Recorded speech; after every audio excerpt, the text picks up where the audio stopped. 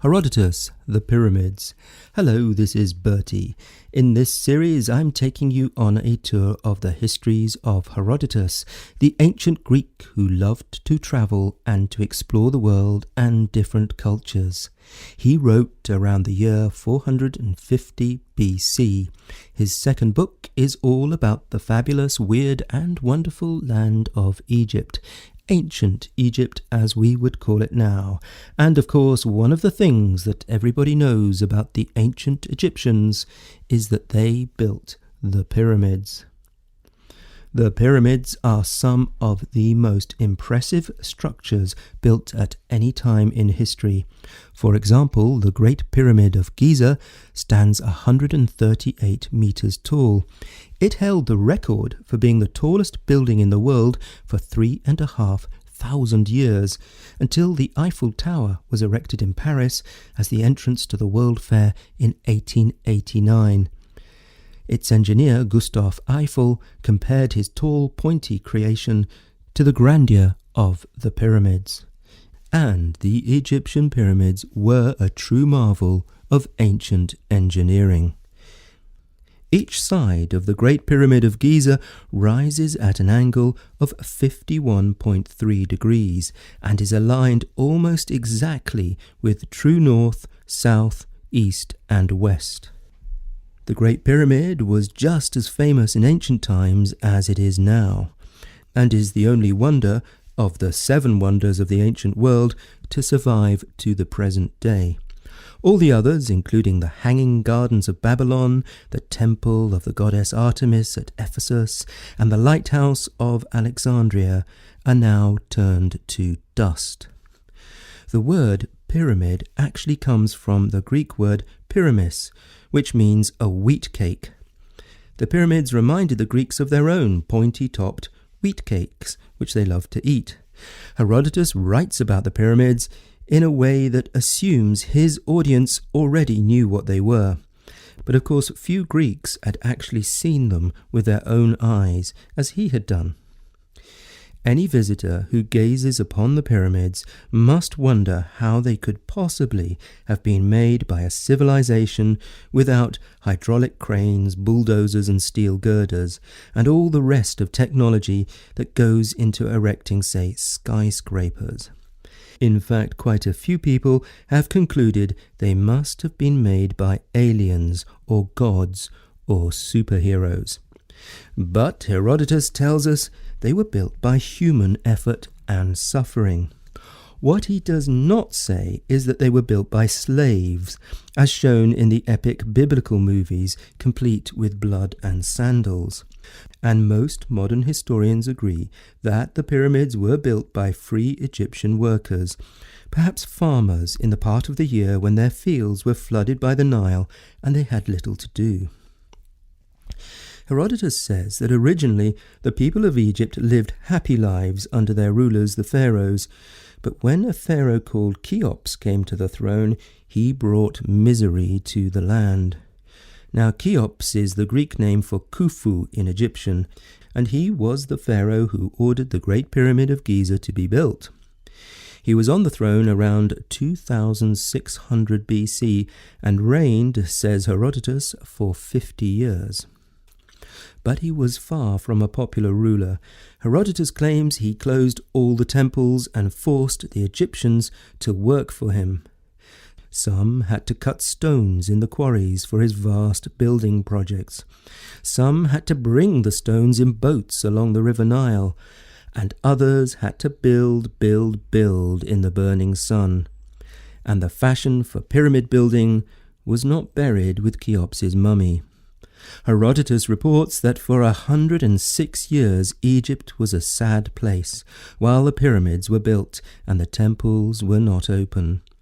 The Egyptians he met hated the memory of those kings who built the pyramids so much that they would not utter their names, and called the pyramids after the shepherd Philetus, who previously pastured his flocks of sheep where they now stood. The first great project of King Cheops, or Khufu, which took 10 years to complete, wasn't in fact a pyramid. It was to lay a broad road from the River Nile to the site where he planned his pyramid.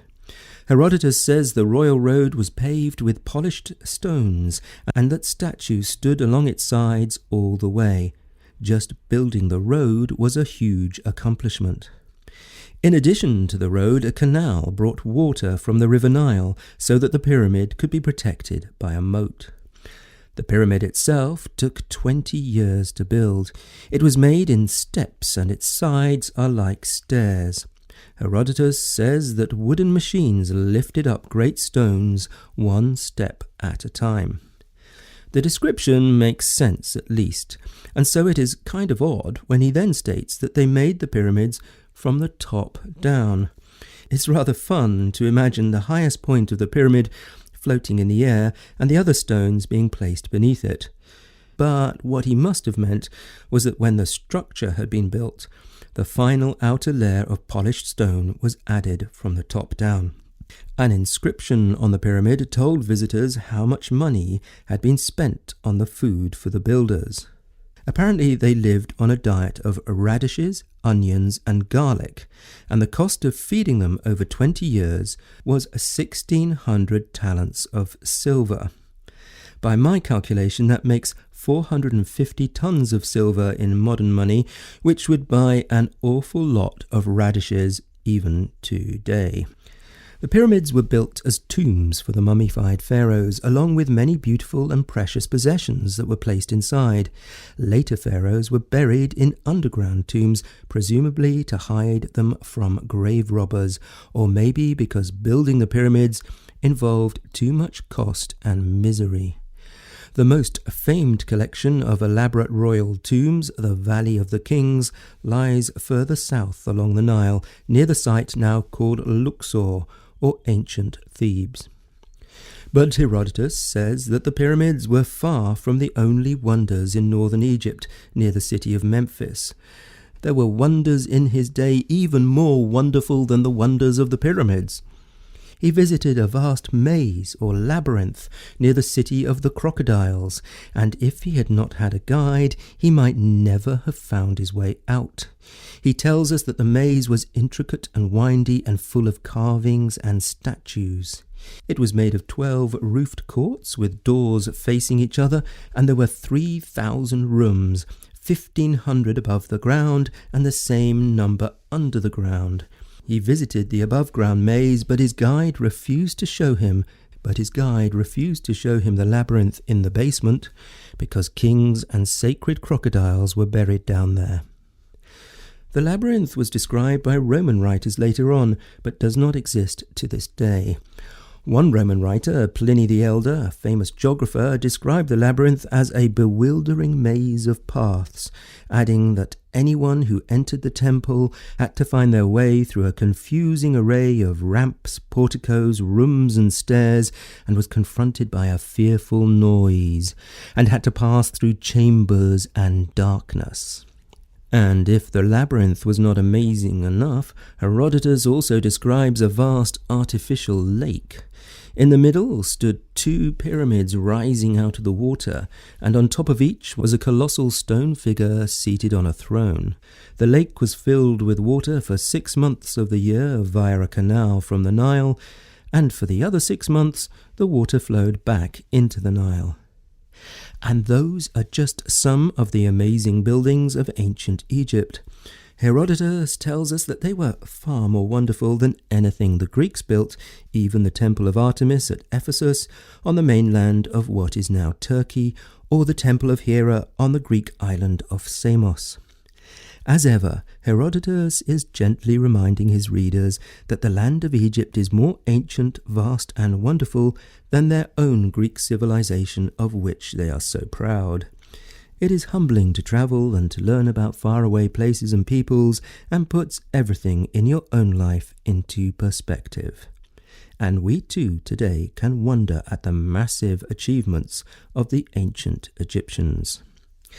And I thought you might like to know that I'm writing a book set in ancient Egypt about a favourite story-story character, Lapis the cat.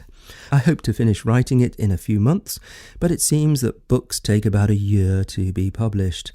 In the meantime, please don't forget that you can buy my book now called Undercover Robot, about a lovable android called Dottie. I wrote it with David Edmonds, a philosopher, and it has lots of clever stuff going on under the light and fluffy surface. For now, from me, Bertie, at storynori.com, goodbye.